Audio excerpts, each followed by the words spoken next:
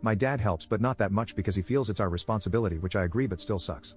I work 6 a.m. to 3 p.m. at a warehouse and go to school from 6 p.m. to 10 p.m. Tiffany is home by 2:30 and picks up our daughter from daycare. We help each other a lot and then I head off to school and she stays with her at home until I get home and do it all over again day after day. When our daughter was born, my dad made us go to court. We have 50-50 and I don't pay child support because she lives with us.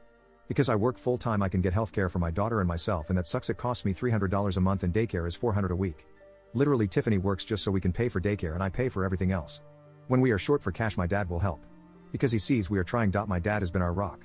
When we are tired and exhausted, he will step in and give us a break here and there, but he makes sure we have everything we need and keeps us motivated. Tiffany wants to apply to college soon and I am worried because I don't want to keep living with her and I don't think I can keep our daughter full time as a welder working 12-hour shifts. But she says she will start at community college and work but wants to stay with us living together since it's easier. Since I will be working and it will be best for us to stay with my dad. But my dad said at 18 we have to pay rent.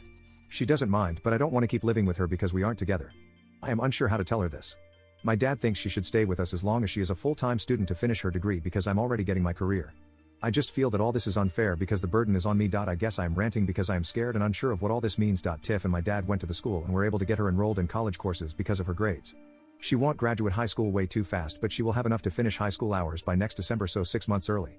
She reapplied for assistance. We got a voucher for daycare, so now it's $50 a week. She quit her job so she can focus on school, but she doesn't start college until spring, so that's cool. It gives her some time.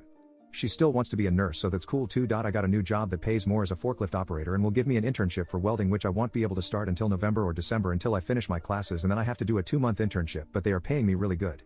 I started Monday. My dad and I had a long talk about my fears and he reassured me that it's okay to be scared, but we have a game plan.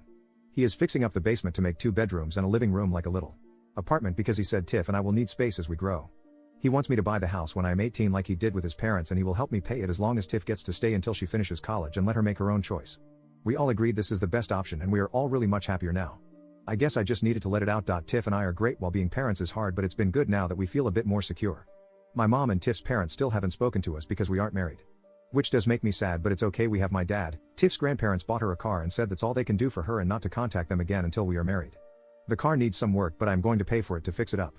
It needs brakes, suspension and some regular maintenance. My dad finally told me what all happened and I didn't know, but it made me open my eyes to all of this. My dad met my mom in high school too and they were together and got caught kissing.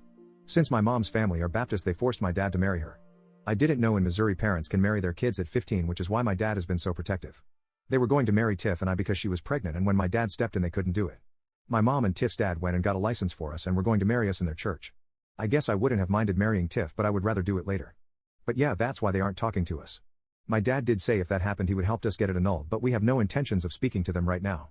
He explained that Tiff is stuck, and while I might be afraid, she is even more afraid because she has no one and I need to reassure her we are here for her as a family. I guess I couldn't see it that way, and it's good that I talked to him. I hugged my dad and I have been hugging him every day now, and it's nice. It's made us closer. All of this information made me pretty sad and grateful at the same time, and it helped Tiff and I really start talking more. Like we talked but we didn't talk, and I didn't know she was scared too. We are now doing days for us to be kids, as my dad says.